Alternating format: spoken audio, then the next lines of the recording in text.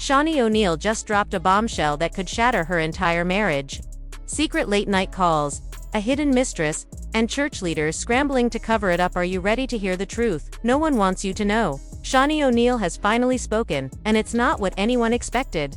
After years of keeping silent, she's calling out Pastor Con Henderson for allegedly hiding a secret that could shake their entire marriage. A hidden mistress, late-night calls, church leaders scrambling for damage control. You're not going to believe who's really involved, and what Shaunie just revealed changes everything. When Shaunie O'Neal tied the knot with Pastor Con Henderson, many believed she had finally found peace after years of public heartbreak. Their union was praised as a fairy tale ending, two powerful people of faith coming together to build an empire rooted in love and purpose. Behind the curated Instagram posts and the flawless Sunday sermons, something unsettling was festering. The image of a perfect marriage between Shaunie O'Neal and Pastor Con Henderson is beginning to crack, and now, Shaunie has decided to speak up. No more silence. No more cover-ups. She's come forward with claims that suggest a deeply hidden betrayal, one involving a woman who was never meant to be part of their story. Allegations of a secret mistress, hushed late-night phone calls, and church leadership scrambling behind the scenes have now made their way into the spotlight. As rumors swirl and the Christian community reels, the question stands: is this beloved power couple on the verge of collapse? In her statement, Shaunie doesn't hold back, offering a glimpse into the emotional weight she's been carrying for far too long. The timeline of red flags is now impossible to ignore, and the depth of this betrayal runs far deeper than anyone could have predicted. This isn't just about broken trust, it's about the unraveling of a carefully built legacy. And as the truth surfaces, one thing is clear: the fallout has only just begun. From the outside, Shaunie O'Neal and Pastor Con Henderson appeared to be the blueprint of a modern-day power couple, a seamless blend of faith, influence, and success. Shaunie, a woman defined by grace and grit, had already carved her name into pop culture as the executive producer of Basketball Wives, shifting the spotlight onto the complex lives of women in the sports world.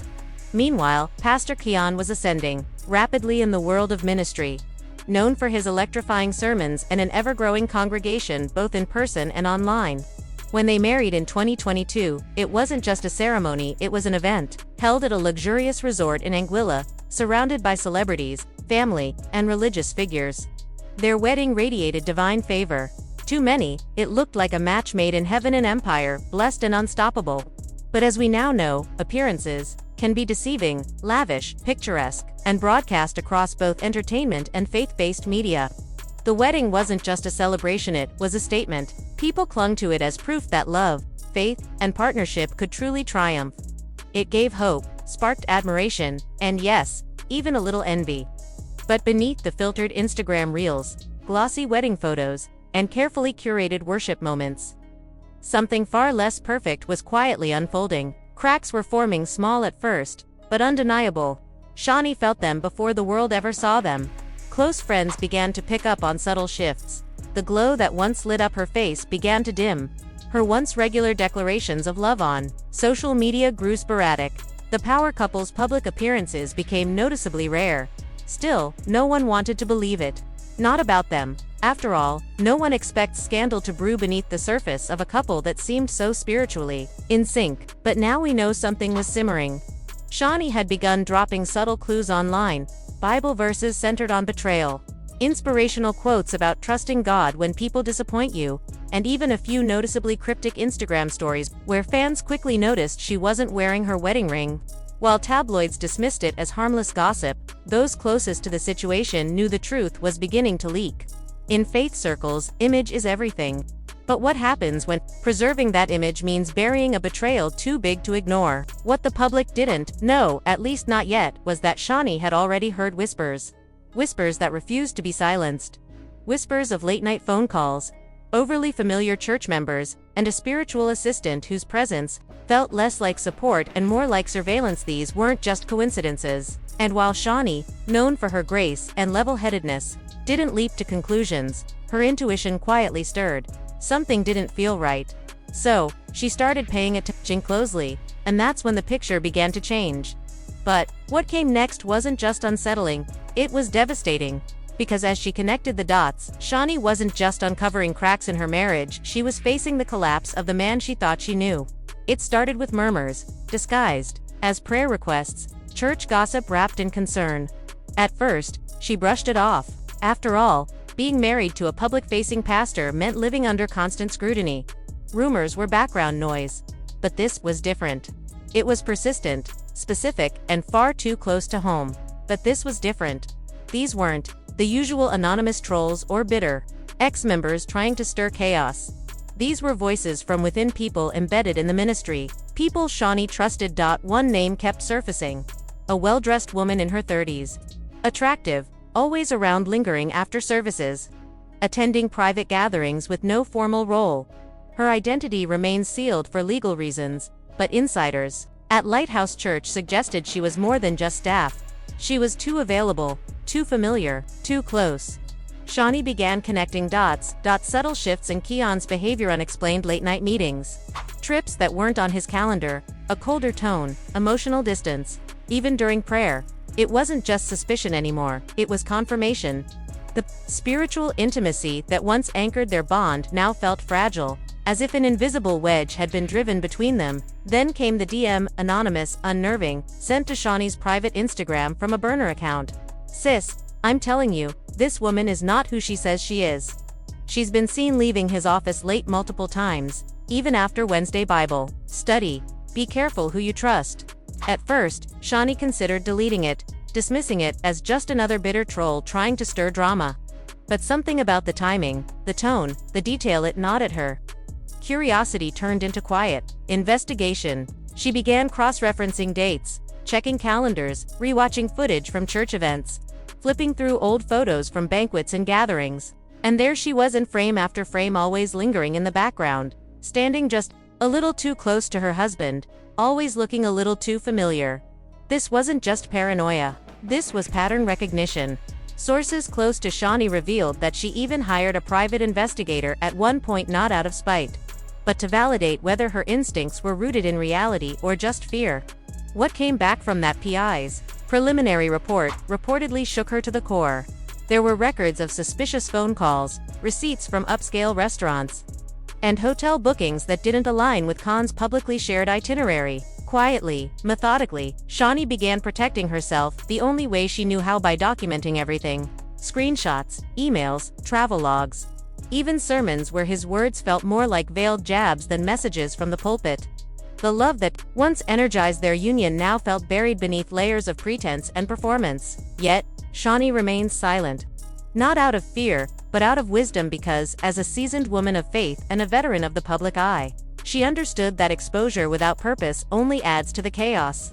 She was biding her time, seeking spiritual guidance, consulting trusted voices, and praying for clarity. But while the world still believed in the fairy tale, behind the scenes, that illusion was slowly crumbling. And just when it seemed things had reached their breaking point, the unexpected happened. A source close to the alleged mistress broke their silence, not through tabloids or clickbait podcasts, but quietly, deliberately, and with information that would turn whispers into undeniable truth. The revelation came from inside the very walls of Lighthouse Church, from someone who had silently witnessed the unraveling for years. A staff member, described by sources as fiercely loyal to Shaunie, finally reached her limit. She grew weary of watching Shaunie mask her pain with smiles, tired of the hushed gossip circulating during services, and exhausted by the endless web of lies. So, she chose to speak out. This woman, a longtime administrative assistant with access to schedules, event bookings, and even Khan's travel plans, began quietly documenting what she observed. Over time, a disturbing pattern emerged: off-site executive meetings booked, with only one attendee listed, raising questions about what was really going on behind closed doors. Phone calls arranged at unusual hours, deliberately hidden from official church records but marked on the staffer's personal calendar. Bouquets delivered to the church, not to Shaunie, but addressed simply to a mysterious KS. No one knew who Kays was until now. In a private, tear-filled conversation with Shaunie, the staffer unveiled the truth. The alleged mistress had been a constant presence at nearly every major milestone of Khan's rising ministry, from book tours to speaking engagements. Even during high-profile events, like faith panels or national TV appearances, she lingered, just out of the camera's view, quietly smiling like an ever-present shadow. What was even more disturbing, Shaunie found out that a young church volunteer had once confronted this woman. questioning her late-night visits to the church office. And the answers she received only deepened the mystery. That volunteer was reportedly dismissed soon after. Coincidence? Hardly. The insider revealed that the alleged mistress wasn't just shielded by Khan but also by a handful of powerful allies within his inner circle, people desperate to keep the peace and protect a flourishing brand. Khan's influence had grown far beyond sermons. He was now a global motivational speaker, spiritual influencer, and respected author. Exposing the truth risked igniting a firestorm that could consume everything, and no one wanted to light that fuse except Shaunie. Then came the real blow. According to the insider, at a recent church leadership retreat, Shaunie was deliberately excluded from the guest list. The official excuse was limited space, but the truth was clear: her presence would have complicated things. Threatening to unravel carefully guarded secrets, photos from that retreat later surfaced, and in one group selfie, standing right beside Khan, was that very same woman. When Shaunie saw that image, something shifted inside her. It was no longer just about infidelity.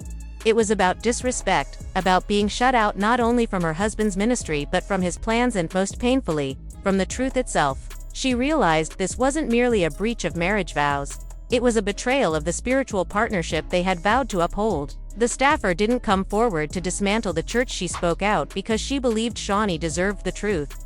Because she saw a woman holding herself together, while her world quietly crumbled behind closed doors. What came next triggered a ripple no one anticipated.